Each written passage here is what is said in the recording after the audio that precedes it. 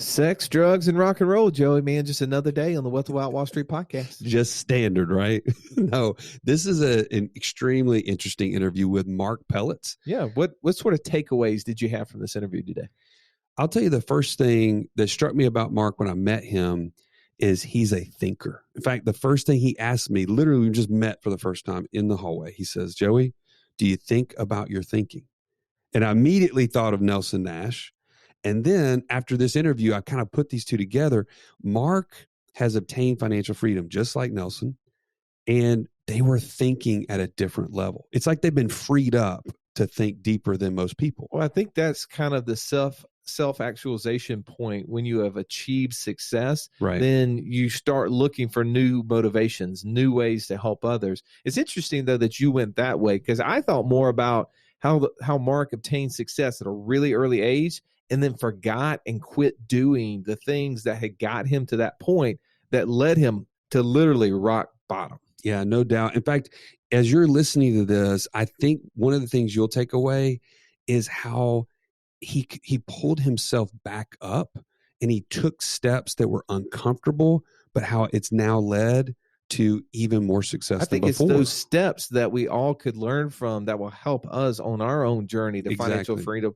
And maybe even from some of the lessons and interesting stories that he does share, because this is definitely a little bit colorful as it relates to most of our podcasts. If you're riding around with kids, you may want to avoid this one with them. Not that it gets too out of bounds, but for our typical family show, I'd say there's a couple areas that we all could learn from and hope to avoid, or maybe someone we know we could help steer them away from. I want to get more into the weeds with this, and let's just do it in the interview. Let's jump into this interview today with Marc Pelletz.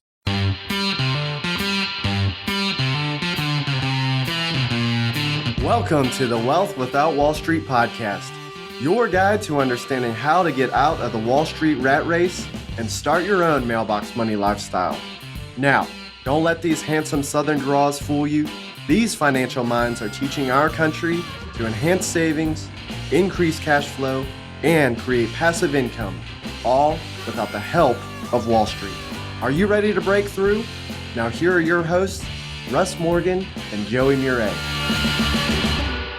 Welcome into the show. Today we have Marc Pelletz joining us. Marc, so glad to have you, man. Nice to be here. Marc, I love your story. I'm so grateful to share it with our audience today. And as I often have the privilege or lack thereof to ask a really difficult question at the very beginning. Before we press record, you were telling me about an experience that you had that's changed your life for the better, but we got to go through it one more time. Take us back to the moment when you were 41 years old. You were broke, sitting on the side of the road, not having a home, borrowing $1,000 to stay in a hotel room. Yeah, that was a dark time in my life, that's for sure, guys. And I don't want to take myself emotionally back there because I don't need to feel that type of pain and remorse anymore. And I don't have any regrets. But at 41 years old, I found myself mentally, physically, spiritually, emotionally, and last but not least, I was financially bankrupt. And I had had enough of what I had been doing that had got me there. And I made a decision, to be bold. I will say that at that moment, I reached out to God, God that I didn't know, a God that I believed in, but I didn't know, and told him I had enough and could he help me? And after I had done that, I called maybe the last person on earth who might help me out at this point. And they gave me $1,000 and told me it was a gift. If I ever could, I'll pay him back. That's fine, but no obligations. And here you go.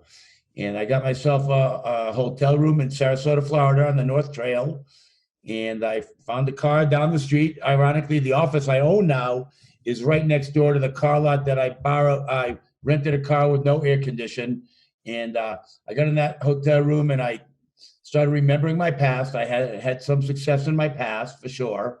And I remembered how I started and I made a decision.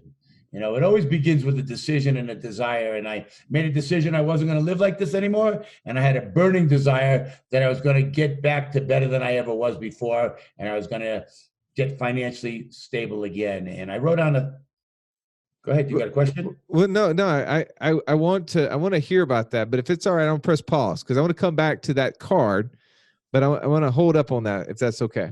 So everyone who would have known you up to that point though would have said, Marc has been uber successful for 20 years.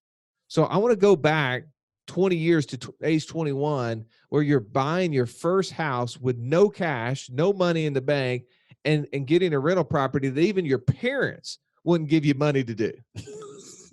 And what happened from there? Yeah, well, I was a defiant kid. My parents said no. I said go. And, that was probably all I needed was to tell them no. And I'm living in Arizona and they're in Massachusetts. They told me no. And that was all it took. Well, when they said no, I had my mind made up. The house at that point, it was 1978. It was a $13,000 house. And I found a way to buy it with that. Back then, they would, we knew in our age group, when just before the crash last time, anybody who could fog up a mirror could get a loan. Well, back in 1978, you could get a loan and put money back in your pocket. All you had to do is find a willing seller who'd carry back a second and, have people believe in you. And I believed in me. And that's one of the main ingredients is, I talk about God and my reliance on God. And yes, he's my partner. And we're going to get more into that because you guys want to. But the fact of the matter is when you believe in yourself, when you believe in yourself, you become unstoppable. And if you don't listen to what other people say, dream stealers and negative people, and you've got something inside of you and you're going for it, that was what it took then. And that's what it took again 20 years later. So I bought my first house with no money down, got money back, and proceeded to do that over and over again for the next 3-4 years. I ended up with over 100 and something houses in Phoenix, Arizona, back in the early 80s, several millions of dollars. And that's when $1 million was a lot of money. Well, when you're mid-20s, but you said 100 properties and worth $1 million, like there's some difficulty. I mean, we see now, especially in sports, that's an easy kind of analogy to see. You see young kids getting lots of money and sometimes making bad decisions. Like, could you resonate with that? That was me.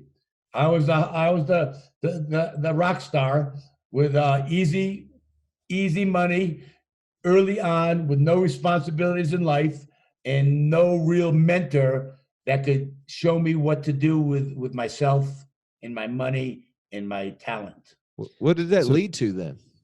That led to, you name it, sex, drugs, alcohol, gambling, bad choices, all of it. For me, to be quite honest,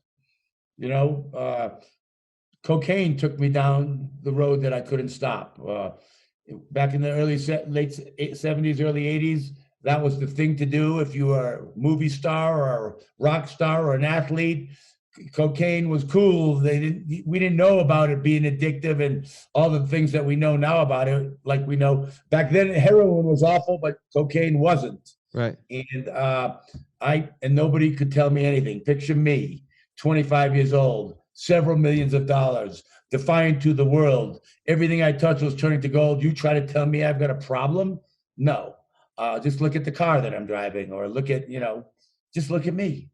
Yeah. And by the time that I knew I had a problem, there was nothing I could do about it. So walk us through, like, how did your story go from the mid-20s to you're 41 and broke? Like, what happened in that time frame? Yeah, I stopped doing the things that I did to get me there. Reading the books that I read, hanging with the people that I hung with, going to seminars that I went to, and basically down the GPS. I didn't respond to the GPS. I was going the wrong way, and I didn't know how to stop it. And even when I tried to, it was futile until 1998. So. Well, and I appreciate you sharing that. I mean, again, I know a little bit about you, Marc, and you're such a positive, upbeat person. And I know the rest of this interview is going to share that. But I appreciate you being vulnerable and talking about those things, because here's the thing is that success sometimes can bring the wrong things into our life. And there's a person listening to you who wants nothing more than success. and if not careful, can lead themselves to the traps of success. I thank you for sharing those things. But you're a man, as you said, who loves to read, who's loved to learn. And when you started using your brain, that's what created the opportunities. Talk about now at age 41, writing on a card. You said a 3x5 index card. What did you write on that card? Well, quite simply, the front was real simple. It said 50 rental units by the time I'm 50 years old. And the back of it had a little description on how I was going to do that. Well, wait a minute. Why was that important to you? Like, what was the 50 rental units going to provide to you that you didn't have at that time? Well, it's interesting you asked that, and I'm going to jump it ahead to where I am today because it made me think, I have a goal this year of 100 days skiing and 1,000,000 vertical feet. And by doing that goal, everything that will happen on the way to me doing it is much more substantial than the goal. I have to have some purpose in front of me. You have to have some goal. So this was a big one that was a little insurmountable considering my state at the time at 41 and broke. But I had learned this before. I had done it before when I read the book Think and Grow Rich by Napoleon Hill. So I was actually copying a formula in my mind that I had done before. So I already believed it. And that's what's important. It's the beliefs that we have. And even if the beliefs that we have that just ain't so are the ones that hold us back the most. And the beliefs that many of us have, they don't really believe that what we think about determines everything in our life. But the truth is it does. So if you're one listening right now and you think the things that you think about don't matter, I'm here to tell you that's exactly the wrong thing. The more we think about what we want to create in our life, the clearer the vision that we get for what we want to accomplish in our life. The clearer we are and the more we're determined to take steps towards that thing every day, the more sure that you're going to be that it's going to happen. Because it happens every time for those who take action on their dreams.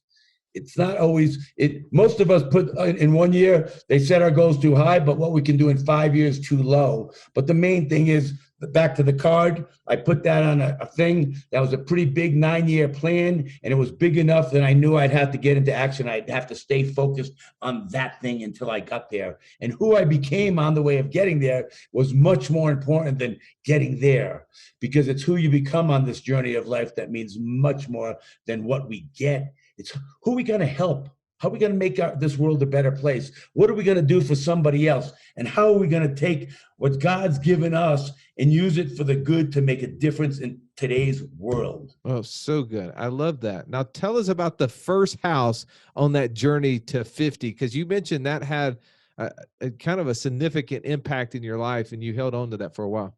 Well, it was actually the second house. Oh, it was the second. Okay. Come on. The first one I bought was I found another one, no money down, and not to digress a little bit. I didn't mention the first one, but the next one I got was a piece of property that had an apartment attached to it. And I took residence in the apartment while I rented out the house. A great strategy for those of you who don't have very much money and are just starting out. I think they call it house hacking or something like that now. I guess I was house hacking. And, I didn't have any money, but hey, I can get this property and live here, rent it out and live for free. Boy, I felt rich right then. And it was really important to start feeling rich because our thoughts, most of us, when we think, we put out good thoughts, we can make goals, we can make dreams. Our thoughts, they're the language of our mind. They send a signal out there to the universe. Our feelings, that's the language of our body, and they bring it back like a magnet. So you got to get your mind and your feelings congruent with each other to open up your heart and see the light. Because once you see the light, that's when you are inspired to take steps in that direction every day. But how do you do that? How do you get where those two things are congruent? Because most of us are thinking, yeah, I got to do this, I got to do that. But they're feeling, oh, no. Like it's somebody who's out of shape and got to go to the gym. And they're thinking good thoughts. I'm going to get in shape for 2021. I'm going to do this. I'm going to do that. But then they sit home and start eating bonbons and watching TV. And they spend another weekend drinking beer and eating potato chips. And why did you just describe Joey's weekend? Wait a minute. I was waiting for you guys to start ribbing each other. Were you looking in my window this weekend? that sounds like a double decker for Joey there. That's an amazing thing. So, but you mentioned that second house. You got to start thinking. You got to start connecting your heart and your feelings and putting those congruently together. And you said you were living in that apartment. You have this goal of owning 50 houses. And you told us a story about continuing to live in that house until you hit 50, right? Yes. I stayed right there, stayed humble, stayed small, stayed living within my means because like we talked about, to me, rich is just you make more money than you spend. Yep. You just keep earning more and let your lifestyle go with it, but never living above your means, which is what I did when I was young. Wasn't the reason I lost everything, though, but it was a lesson that I somehow learned. Live below your means and feel rich. Well, that's the richest man of Babylon. Are you looking for ways to implement ideas, get exposure to new ones, and be surrounded by people on the same journey as you? Joey, where can they go to do that? Go to wealthwithoutwallstreet.com/community. You can join for free today. So you got Richest Man of Babylon, George Clayson. I mean, what a wonderful story. And if you never read this book that Mark is holding in his hand, it is a story about a man who lived wealthy, but he lived, as Mark said, below his means. And that doesn't mean scrimp and save. It means create wealth, have that set that goal to multiplying and constantly doing it. Don't spend that goal, spend the earnings of that goal to do what you want to do. And then the richest man of Babylon lived very well, but he just lived off 70%. In this book, if you see it, the pages are yellow and it's crinkling. I brought it out from Florida last week to come back so I could get myself back to the books that I've read that got me to where I am. Yeah. And it's the books, if you saw my library and the books and the tapes. And so this was one that meant something to me. And as I was reading it again, this just opened it up. It was, no wonder why it's been so effective for so many years. I learned my lesson. Yeah. So Mark, you mentioned setting the goal was powerful for you because it put something ahead of you and it also forced you to become somebody that you weren't at that time, right? Was there any sort of like motivation from a financial standpoint, like that those 50 units were going to create this certain cash flow or anything like that? Or is it just simply, I know if I have a goal, I'm going to move towards it quickly and I'm going to have that? Well, when I put that on the card, it wasn't about how much money I was going to have at that time, but it wasn't long after where I got back dialed into routine, regular goal setting with SMART goals, specified, measured, attainable, relative, and timely. But I wasn't there when I put the card on, which is what you asked me. But it wasn't long. I've always been a goal setter, and almost to a fault, but there's no fault in planning out your life. Most people plan their vacation more than they plan their life. I choose to plan every year of my life and to check myself quarterly to either pivot or see if I'm on the right track. So goal setting is, if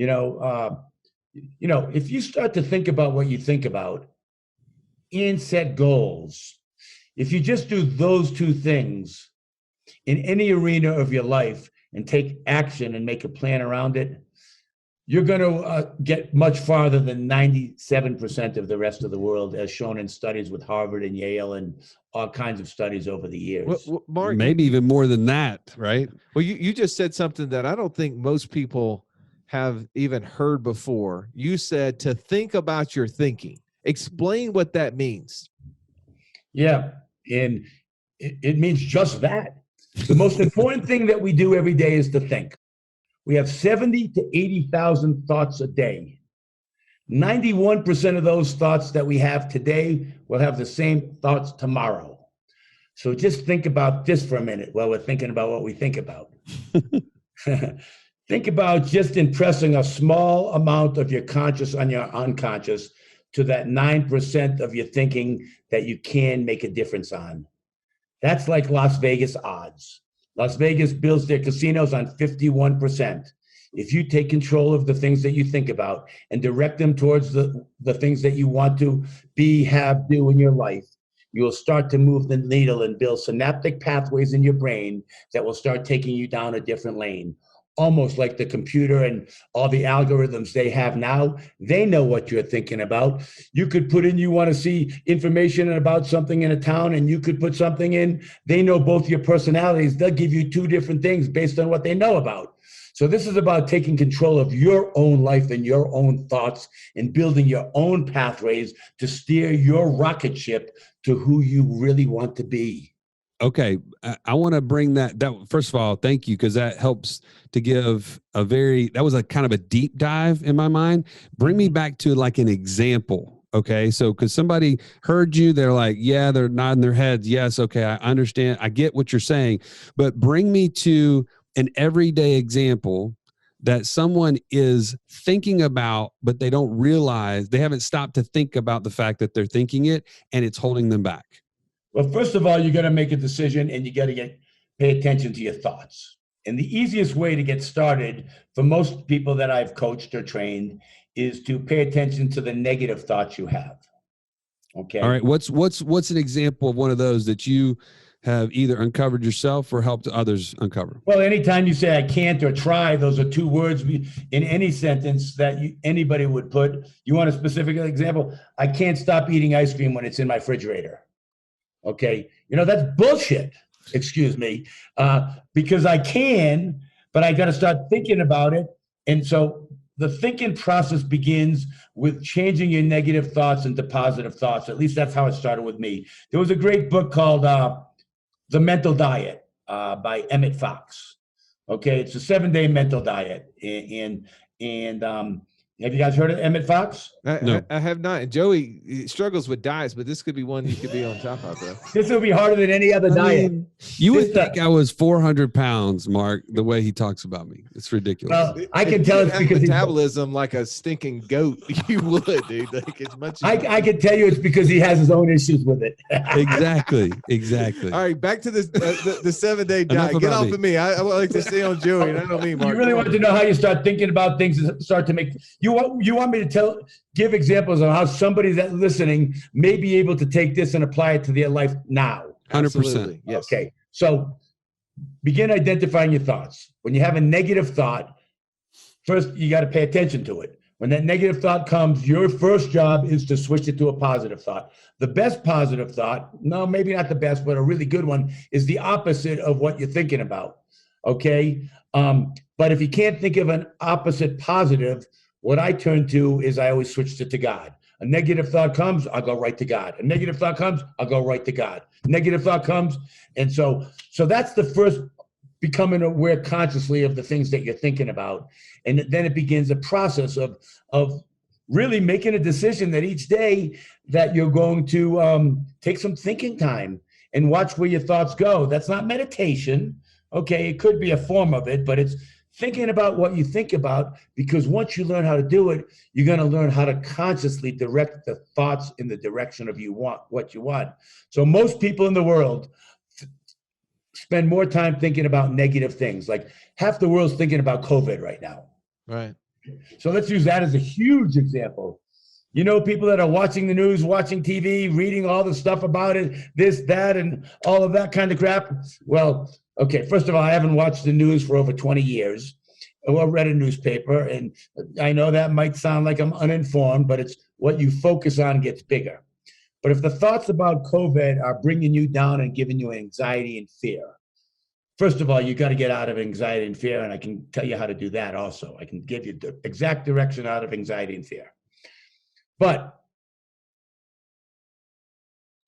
I lost my thoughts thinking about what I'm thinking about. No. Well, I'm going to give you the example. I didn't really lose it. No, you were doing a great job of explaining to us not to focus on those negative things, and the focusing on the negative things is only going to breed more negative things.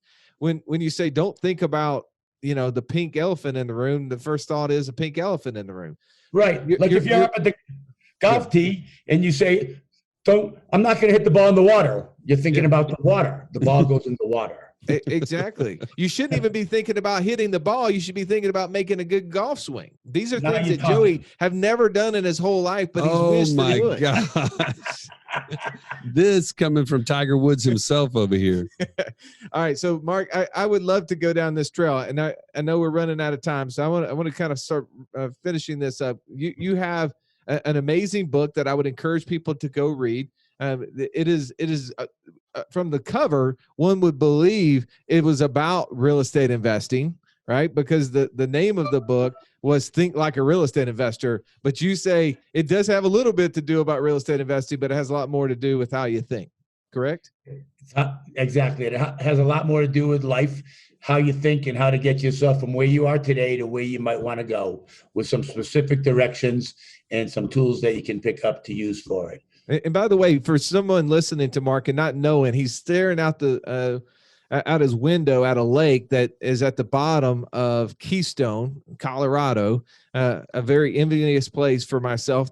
I love this. I love the fact that you have a goal to ski 100 days this year at a million altitude. That's pretty cool. And I would just like tell people, as you're listening to this story, I mean, it has lots of ups and downs, but the reality is that Mark has been creating his story through his mind, but also through the love of Christ. And something Joey and I share on the podcast a lot is our faith. And I really appreciate you being very vulnerable and talking about that, because we all come to God in different ways. We are all worshiping something, and we know we need someone in our life, and he's the one that helps create that. Talk about that last little bit, if you don't mind, of how's faith a part of your story?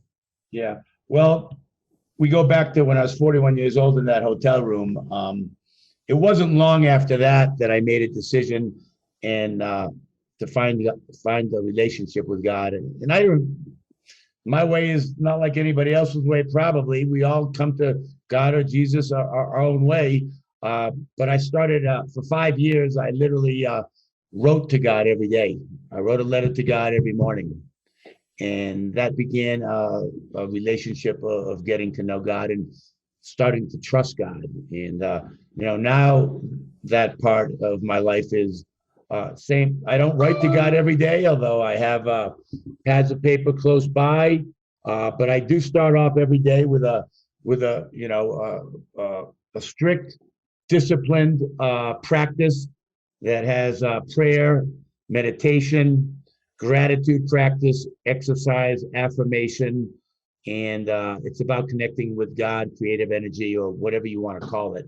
The God or Jesus is the name we know here, but you don't have to necessarily call it that, but there is a power out there that you need to find. And by finding that and aligning yourself with that energy, it lifts you up, which lifts other people up and lifts the world up. And that's a important part of my life. There's a great book out there. I keep mentioning books. Obviously, it's the books that have meant as much as people in my life. And most of the books I take with me or have duplicates because I study the same books. But Norman Vincent Peale, The Power of Positive Thinking, that's magical for finding a relationship with God. And it talks about bringing God into every part of your life. Yeah, no, Mark, thank you so much for joining us. This has been such a super value to pick your brain, to hear your thoughts on thinking and life and real estate. I want to end this. So you have a shirt on that has 3 different symbols. It has a fist, a rocket, and a heart. Clearly, those have meaning in your life. And I know you have a vision of changing the world. So would you mind just sharing those 3 things, and then we'll point people to, please share too, or how people can connect with you. These do mean a lot, and I hope they're going to be known across the world someday for sure. The fist bump is for you to knock out the memories and the fears of the past. Anything that's held you back from becoming anything you're supposed to be, knock them out. The rocket ship is point your rocket, your brain, at the clear vision of the future that you want to create for yourself. And the heart signature is love. Bring love to everything that you do in your life, will raise the vibrations of the world. That's so cool. And you have a vision for the world. Talk a little bit about that and how we can connect with you to learn more about that.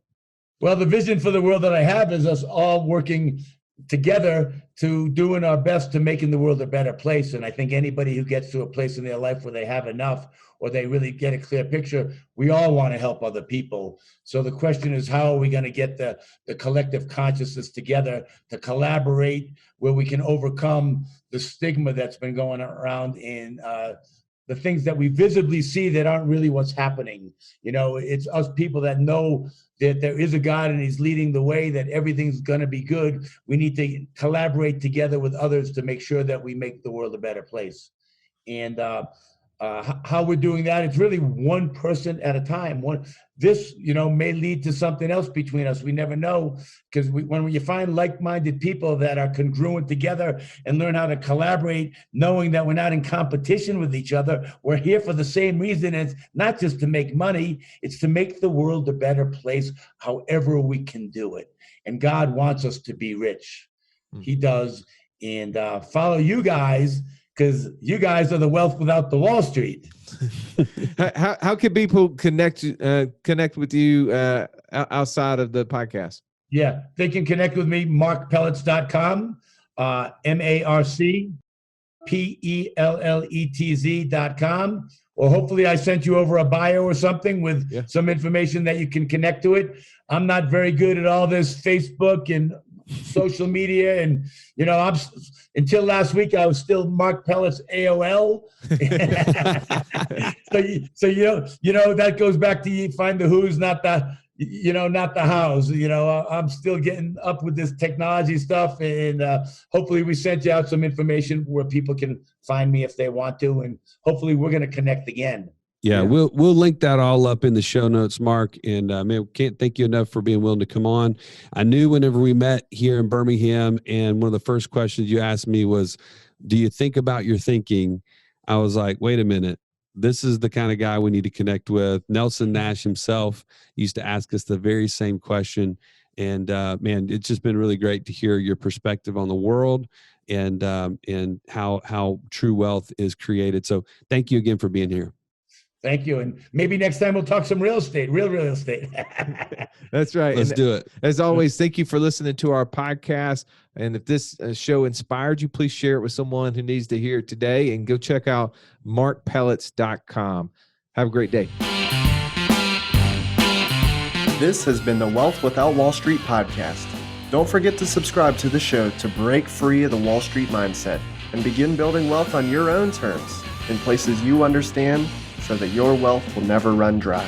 See you next episode.